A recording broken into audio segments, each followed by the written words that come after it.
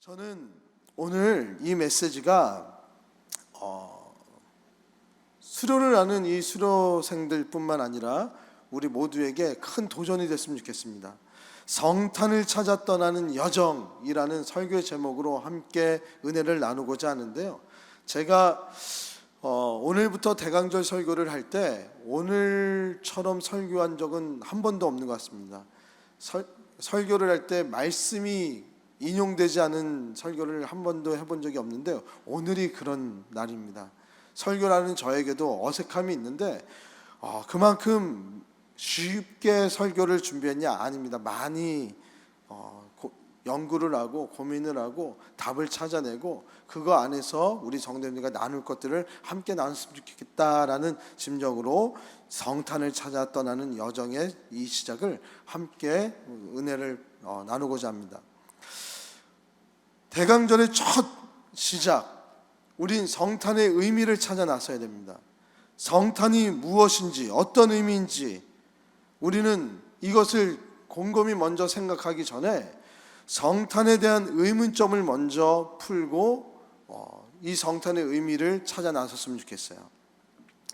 혹시 우리 성도님들은 우리 예수님이 탄생한 그 탄생의 날이 12월 25일이 아니다, 태양절이다 라고 이야기하시는 분들의 이야기를 들어본 적이 있으십니까?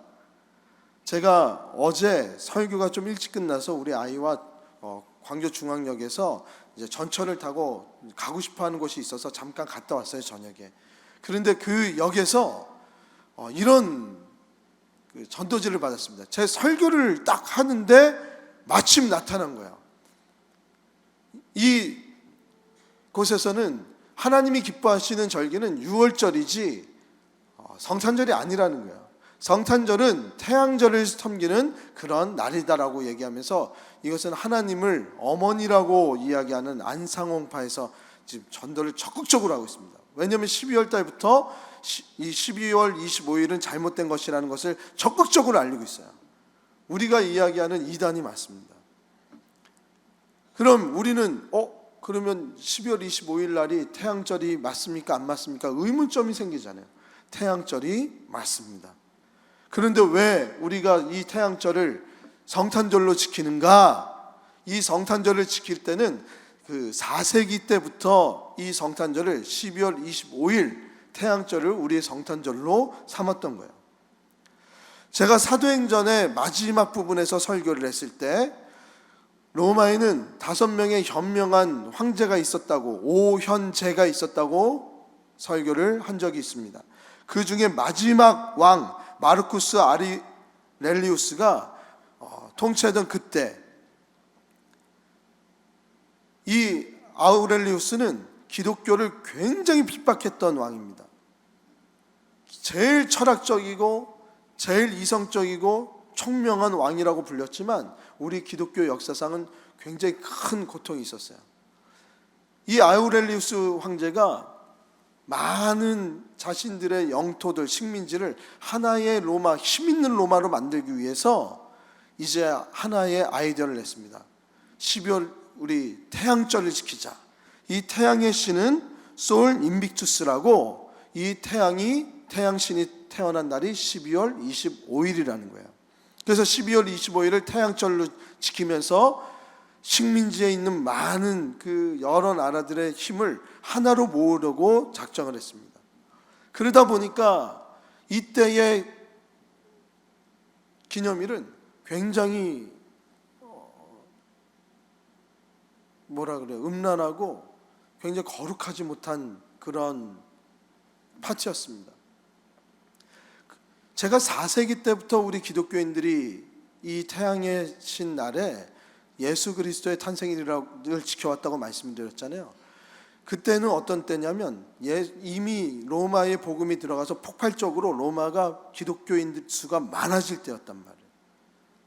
그러다 보니까 이도교에서 나왔던 우리 크리스찬들이 이 태양의 신 축제 때 똑같이 그들과 함께 음란하게 거룩하지 못하게 살아가고 있는 것을 막아야 되는 거예요. 그래서 이제 4세기 들어서 우리 기독교에서 참된 신은 누구시냐, 참된 빛은 누구시냐, 저 태양신이 아니라 우리가 이 태양신을 지키는 이 절기 때 거룩한 우리의 하나님을 지키자라고 해서 12월 25일 예수님의 탄생일은 아무도 모릅니다. 그래서 우리 이 12월 25일을 예수님의 탄생일로 거룩하게 지켜보자. 그래서 12월 25일을 예수님 탄생일로 만들었습니다. 우리 이제 원로 목사님께서도 이제 평양에서 피난 내려오셨는데 본인은 이제 생일을 모르시다 보니까 생일을 정해야 되는데 생일을 언제쯤 정해야 될까 고민하다가 추석 때 이 생일을 이제 만드신 거예요. 왜냐하면 추석 때 되면 굶어 죽지는 않겠구나. 이 추석 때 되면 내가 축하는 못 받을지언정 이제 배는 굶지 않겠구나 생각해서 추석 때 그렇게 생일을 정하셨단 말이에요. 이렇게 생일을 모르는 분들도 의미 있는 날에 자신의 생일을 지킵니다. 또 미국에서요 지금 할로윈데이라 그러죠. 할로윈데이 때 너무 귀신의 문화에 우리 아이들이 거룩하게 구별되지 못하게 살아가니까 우리 교회들이 한국 교회 이민 교회만 아니라 미국 교회들도 할렐루야 데이라고 얘기하면서 이 귀신의 문화를 막자라고 하고 할렐루야 데이로 거룩하게 지키는 운동들을 하고 있단 말이에요. 이렇듯이 태양의 신의 탄생이라고 하는 그때 예수님을 거룩하게 지키자고 하면서 이 성탄절을 지키게 된 겁니다. 그러니까 우리는 외부에서 우리 성도님들한테 태양신의 섬기는 날 아닙니까? 맞다고. 우리는 오신 예수님을 다시 한번 기억하고 또 다시 재림하실 예수님을 기다리면서 그렇게 살아가야 되겠구나라고 느끼면서 이 절기를 지키고 있습니다라고 얘기해도 아무 문제가 없습니다. 그리고 또 한 가지 문제가 있습니다. 우리 성탄절 되면 항상 떠오르는 이미지가 산타크로스죠. 산타크로스를 우리 기독교 일부는 사탄이라고 얘기하는 사람들도 있습니다.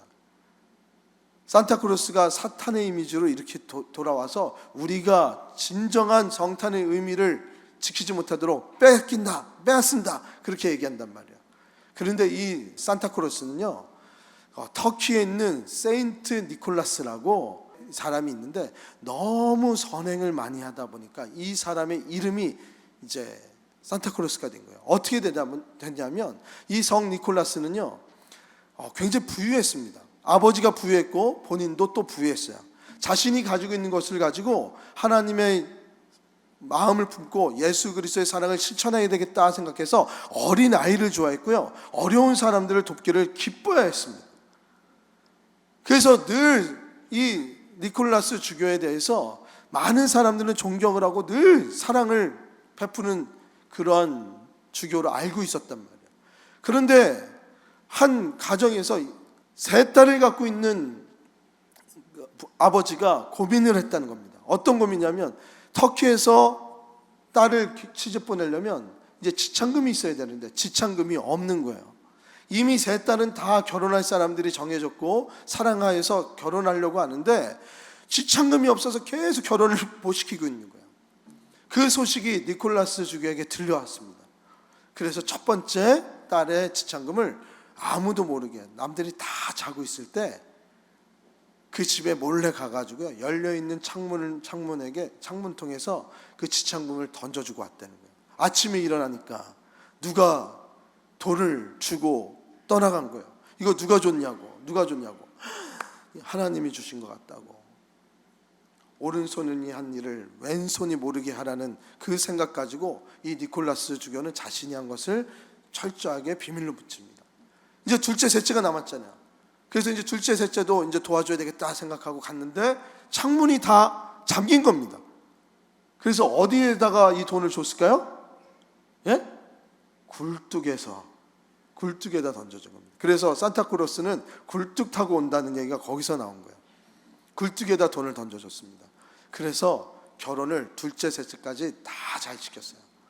이러한 많은 선행을 했던 니콜라스 주교가 이제 죽게 됐어요. 그래서 터키에 묻히게 됐는데 십자군 원정 때 십자군들이 이 이야기를 듣고 성 니콜라스의 그 무덤을 유골을 이태리로 갖고 갑니다. 그러면서 이 이야기를 퍼뜨리기 시작하는 거예요. 그러면서 우리 오른손이 한 일을 왼손이 모르게 이렇게 살아왔던 니콜라스 주교가 있다.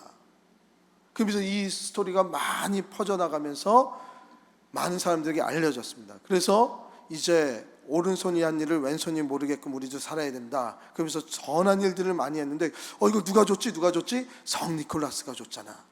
성 니콜라스가 이거 선물해 준 거야. 이런 얘기가 퍼지기 시작한 거예요. 그런데 이태리나 스페인으로 세인트가 스페인에서는 산타입니다. 산타 니콜라스. 이제 여러 언어가 이제 아이들한테 하면서 산타크로스가 됐다는 거예요. 이게 가장 신빙성 있는 산타크로스의 유래예요. 그런데 이제 코카콜라가 이것을 안 거예요. 산타크로스의 그거를 이제 배불뚝이에 핀란드에서 온 루돌프 사슴을 타고 있는 그 이미지를 우리에게 보여줬습니다. 우리 교회는 지금 산타크로스를 잘 일부러 절대 하지 않습니다. 하지만 산타크로스는 누가 산타크로스가 돼야 되냐면 우리 교회가 산타크로스가 돼야 되는 거예요. 이 시대에 니콜라스 주교처럼요, 오른손이 한 일을 왼손이 모르게끔 하는 것처럼 우리도 교회가 늘 어려운 사람들을 도우며 살아가야 된다는 거예요. 우리가 늘 그렇게 살아가야 되지만 예수 그리스도의 탄생 앞에서는 우리가 다시 한번 마음을 다잡으면서 이런 삶을 더 예수님의 이름으로 살아야 되겠구나라고 더 경각심을 가져야 된단 말이에요. 우리의 자녀들 2부 예배 때 그랬어요. 우리의 자녀들이 늘 산타크로스가 선물을 준다고 부모님이 늘 우리 자녀들에게만 주는데 그러지 말고 다 영가족들 우리뿐만 아니라 어려운 사람들에게도 전해야 됩니다. 저는 어렸을 때 성탄절 때요, 저는 부모님 손잡고 늘 고아원에 갔습니다. 그래서 같이 나눠줬어요. 거기엔 제 친구들도 있었고요, 같이 중학교 다니는 친구들, 초등학교 다니는 친구들도 있었단 말이에요. 이런 것이 우리가 예수님의 마음을 전달하는 거예요. 우리가 천사박스를 하잖아요. 근데 광고가 지금 안 나가고 있습니다.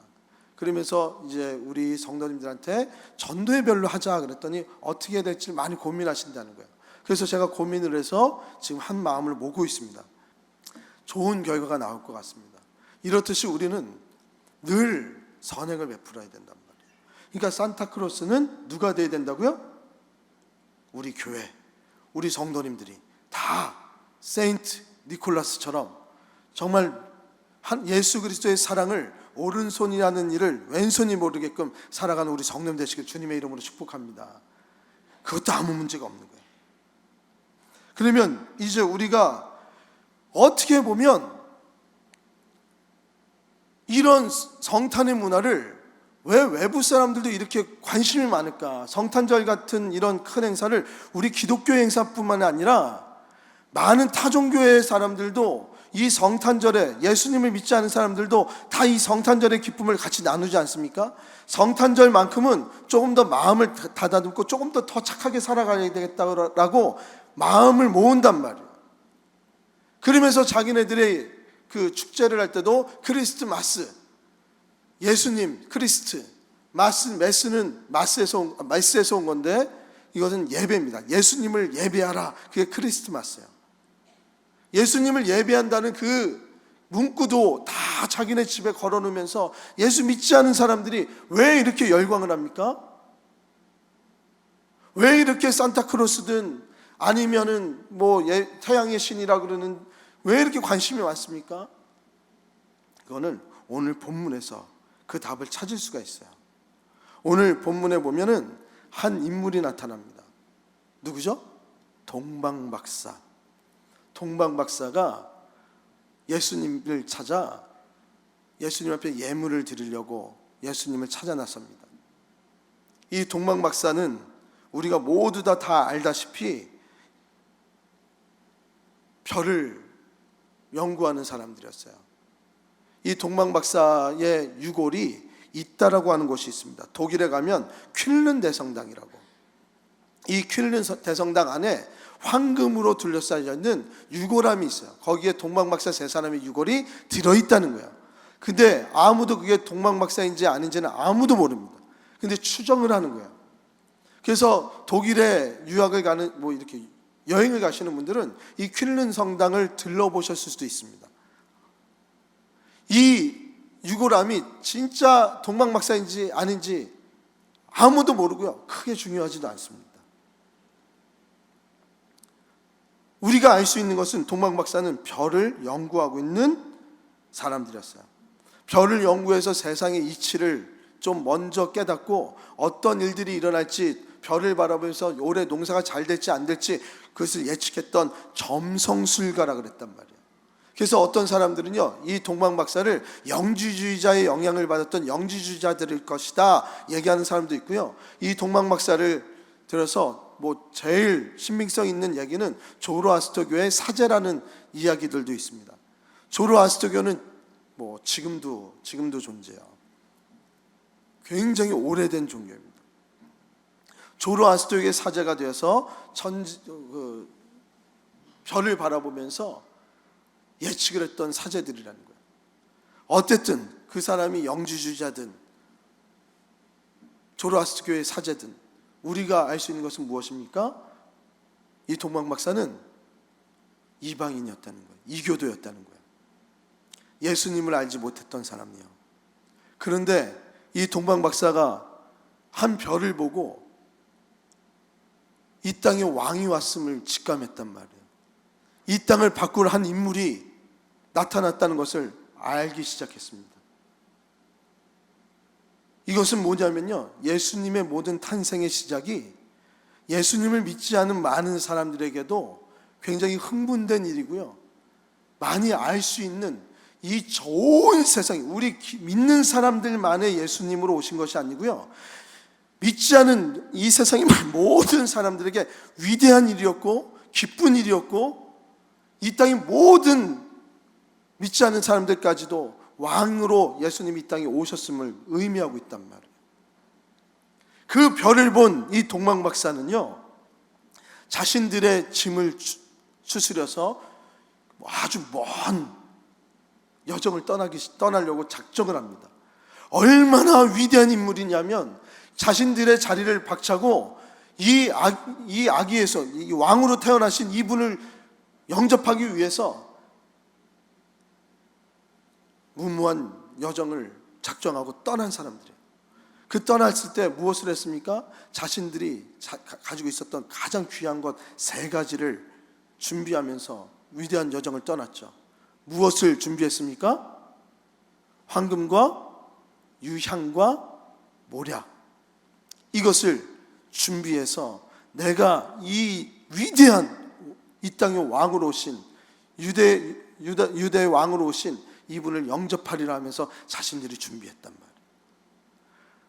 그냥 다른 나라의 왕이 태어나면 절대 그렇게 움직이지 않습니다. 큰 역사가 일어날 것을 알았어요. 그리고 이런 여정을 떠날 때는 큰 각오를 해야 됩니다. 강도의 위협이 있고요, 광야에서 환경에 죽음의 위기들도 처했을 수 있는 굉장히 무모한 여정이 될 거라는 거예요. 하지만 동방박사는 너무나도 선명했고 너무나도 분명한 이 땅에 왕이 온다는 그 계시를 받고 그 위대한 여정을 떠납니다. 그리고 도달했을 때 이 동방박사는 예수님한테 이 예물을 드립니다. 이러한 이야기가 조로아스터교에도 고스란히 있어요.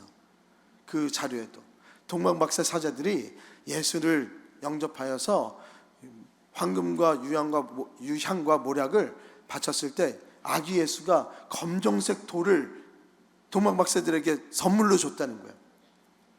그 돌을 받아온 이 동방박사들은 아무 가치 없는 것이라고 생각해서 그냥 연못에 던졌다는 거예요. 연못에 던지니까 이 돌이 반응을 하기 시작해가지고 갑자기 연못에서 불이 나기 시작했다는 겁니다. 그 불을 이 예수가 준 이 돌은, 아기 예수가 준 이 돌은 범상치 않은 신비로운 돌이구나. 그래서 그 돌에서 나온 불을 띄어다가 조로아스터교의 성전에, 신전마다 다 불을 옮겨 붙였다고 합니다. 실제로 조로아스터교의 신전에 들어가면 불들이 어마어마하게 많습니다. 그 영향을 받은 가톨릭 성전들도 불이 엄청나게 많아요. 신비한 돌이야. 신비한 불이야. 그래서 중국인들은 조로아스터교 사람들을 이렇게 얘기했어요. 불의 종교라고. 불이 너무 많으니까, 불을 신성하게 여기니까. 이러한 이야기가 조로아스터교의 경전에 나옵니다. 이렇듯이요, 동방박사 세 사람의 이 이야기는 많은 곳에서, 여러 곳에서 나오기 시작했어요. 근데 이 동방박사의 이 위대한 여정, 우리가 이 여정을 통해서 우리는 무엇을 느껴야 될까요? 예수님한테 드릴 이 예물을 보면 우리가 배워야 될 것을 느낄 수가 있어요. 황금과 유향과 모략을 준비해서 먼 길을 떠났습니다. 가치 있게 느끼고 그것을 보호하려고 많은 보호무사들도 같이 따랐을 것이고요. 강도에게 뺏기지 않으려고 아주 소중히 여겼을 거예요. 그렇게 도달한 이 동방박사들. 황금은 우리 성도님들 집에 하나씩 다 갖고 계시잖아요. 이런 황금 두꺼비. 예. 그러니까 황금에 대해서는 제가 다 얘기할 필요는 없는 것 같아요. 이거 다 있으시잖아요. 그렇죠? 속으로 나는 없는데 너무 걱정하지 마세요. 다 없어요, 지금 보는데. 예. 그 걱정 다 하고 계시단 말이에요. 황금에 대해서는 우리가 다 알고 있어요. 그러면 유향은 무엇이냐? 유향나무가 있습니다.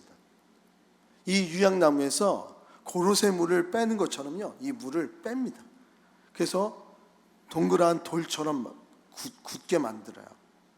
이 유향나무에서 나온 이 유향은 얼마나 효능이 좋은지 당 수치를 내려주고 향암 효과를 주고 면역성을 높여준다 그래요. 그래서 이 유향나무 잎을 태우기도 합니다.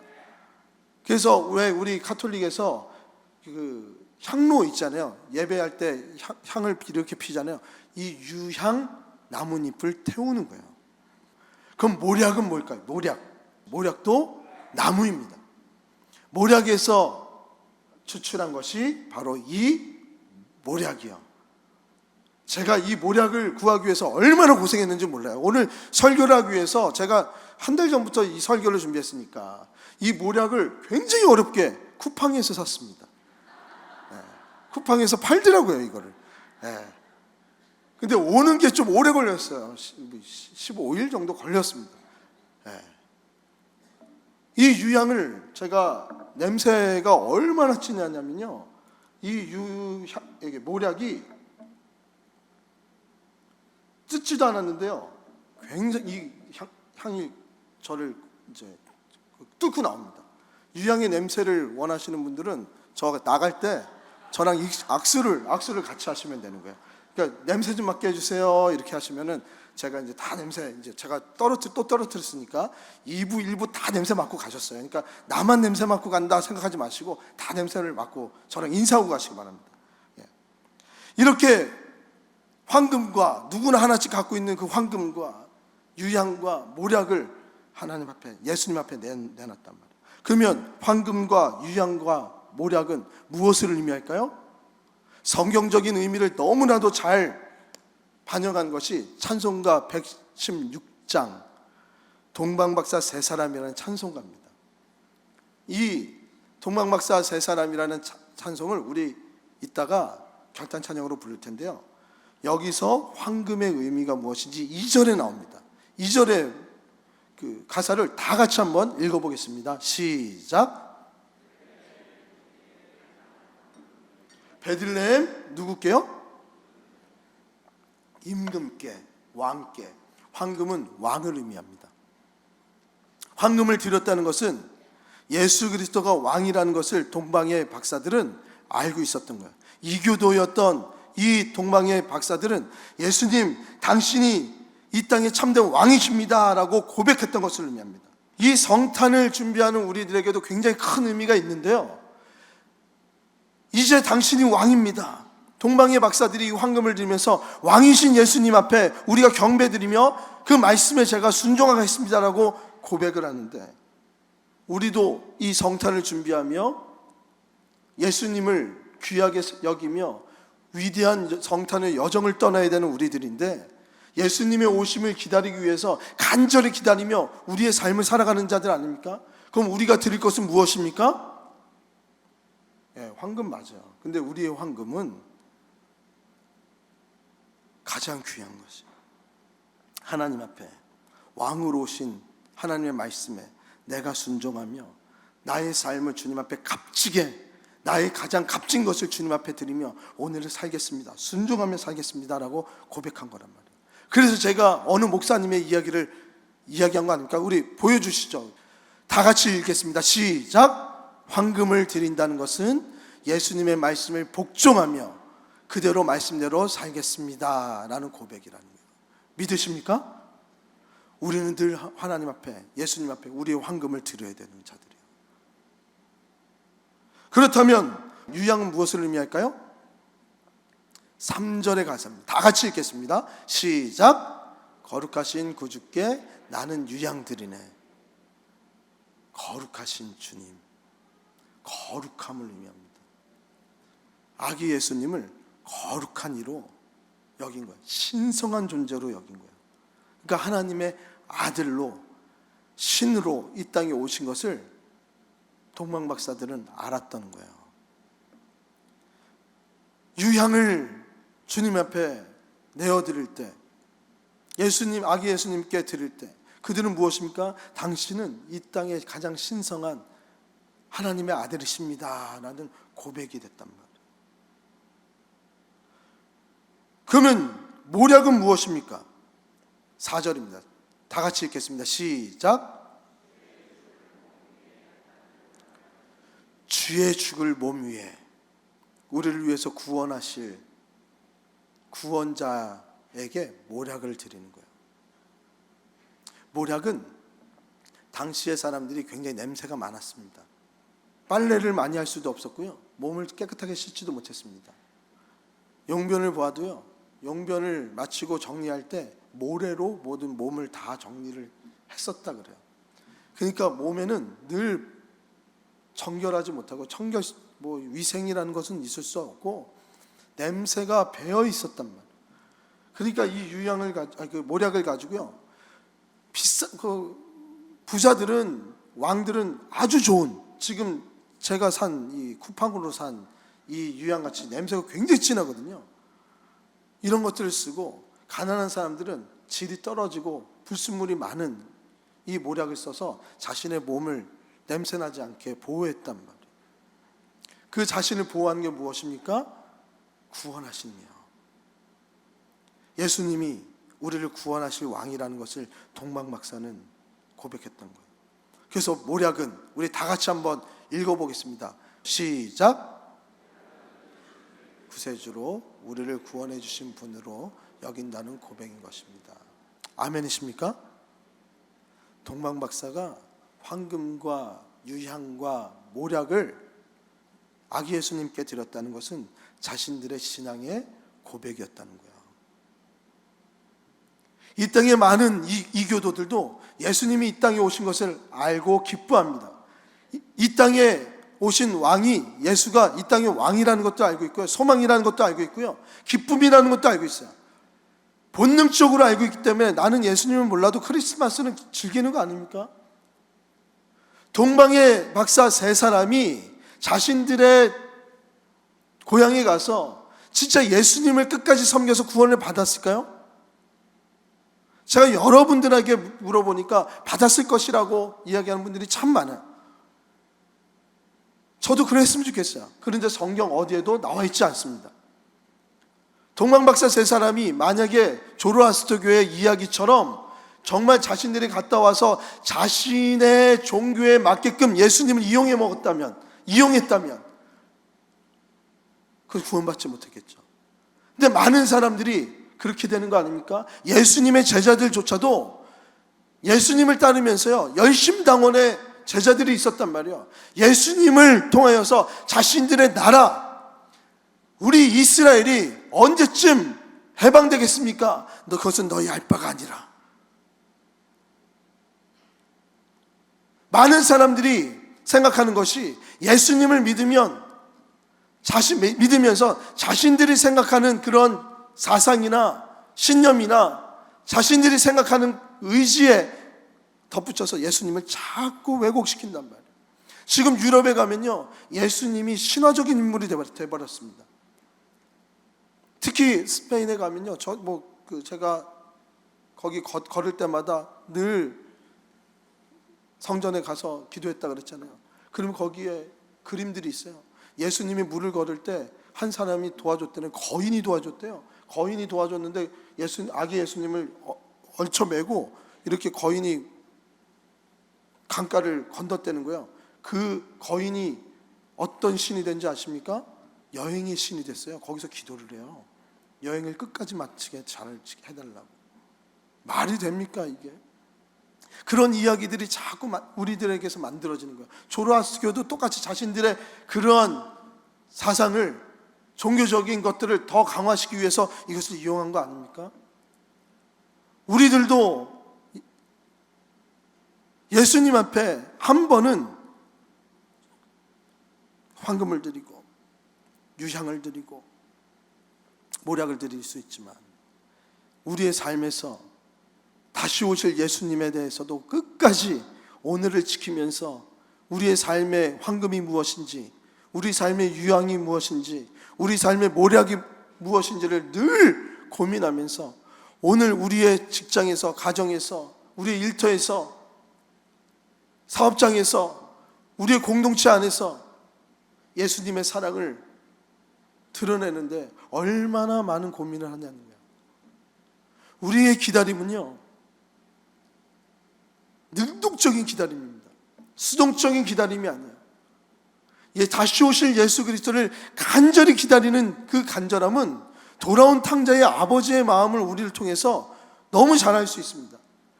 아들이 저 멀리서 왔을 때 누구인지 분변도 아무도 못하는데 아버지는 알았단 말이에요. 그 아들이 오는 모습을 봤을 때 올 때까지 기다렸습니까? 맨발로 뛰어나갔죠. 우리의 기다림은 그런 예수님의 기다림처럼 우리도 예수님의 오심의 기다림을 간절히 기다리면서 살다 보면 저 멀리서 예수님의 재림의 때가 돌아올 때 우리는 우리가 가지고 있었던 이 황금과 유향과 모략을 준비해서 예수님에게로 막 달려가는 거란 말이에요. 사실 대강절의 색깔은 빨간색이 아닙니다. 보라색입니다. 기다림의 색깔이라는 거예요. 그런데 제가 보라색을 안 하고 빨간색을 한 이유는 우리 같이 맞춘 거예요. 우리 안내팀하고. 형식적인 거가 아니란 말이에요. 컬러가 무엇입니다. 그것이 아니란 말이에요. 이것을 지키기 위한 우리의 태도고 우리의 진정성의 고백이란 말이에요. 그런데 우리가 언제 오실지 모르는 예수 그리스도, 우리의 신랑 되신 예수 그리스도 준비하지 못한다면 우리 또 말씀에 무엇이 있습니까? 준비하지 못한 신부의 예화가 있어요. 그것처럼 예수님의 잔치에, 신랑의 잔치에 초대받지 못한 자가 되는 거 아닙니까? 이 시대에 많은 이교도들도, 많은 이방인들도, 예수님을 믿지 않는 사람들도 지금 예수 그리스도의 오심에 대해서 알고 있단 말이에요. 이제 그것을 우리가 이 땅의 별이 되어서요, 그들에게 예수 그리스도가 오셨음을 보여줘야 돼요. 예수님이 어디에 계심을 알려줘야 돼요.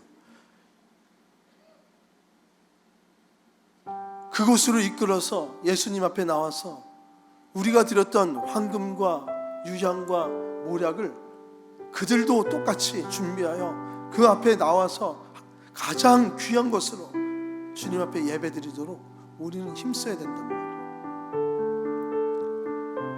성탄을 준비하는 우리들입니다. 매 순간이 우리는 성탄입니다.